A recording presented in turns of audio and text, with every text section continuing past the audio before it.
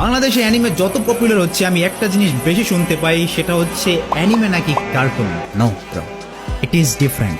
Anime is different bro. আমি comment দেখতে পাই যে বলে ভাই এত বড় হয়েছো কার্টুন দেখো, এত বেশি জ্ঞান দিতেছো নিজে তো দেখো cartoon. Like bro it's okay, mood করে কি তুমি বুঝাইতে পারবা? যার ব্রেইনই বন্ধ, যার ব্রেইনই চলে না, তারে কি তুমি কখনো বুঝাইতে পারবা? নো, কোনোভাবেই তুমি এটা অ্যানিমের সাথে মানে কার্টুনের সাথে তুমি মিলাইতে পারবা না। এখন তোমরা একটা জিনিস বলবা যে ভাই তবুও তো অনেক মানুষ বুঝতে চাবে না। আমার ফ্রেন্ড বা অন্যান্য মানুষ আমাকে বলে যে ভাই কার্টুন দেখো, এই বলে আমার চেতায়, এদের মুখ কিভাবে বন্ধ করবো? দরকার নেই ভাই, কোনো মুখ বন্ধ করার দরকারই নেই। তাদের ছেড়ে দাও, তুমি তারা এক্সিস্টই করে না। তারা যদি তোমাকে চেতায় এইসব বলে, তুমি পাত্তা দিও না। We have no enemies, right guys? We have no enemies. যাদের ব্রেইন ডেড ভাই, যারা ব্রেইন রট, তারা জীবনে এটা বুঝতে পারবে না, কারণ তাদের ব্রেইন আল্লাহ তাআলা দিছে কিন্তু ব্রেইনটা কাজ করার মতো ক্ষমতা দেয় না। এদের দেখার একটাই ওয়ে, এরা হচ্ছে মাথা মোটা। এদেরকে কিছু বলার দরকার নাই। এরা যদি কার্টুন বলে ওকে ব্রো কার্টুন, বাট দেখতে পারো তুমি চাইলে। আর সবাইকে দেখানোর দরকারও নাই অ্যানিমে।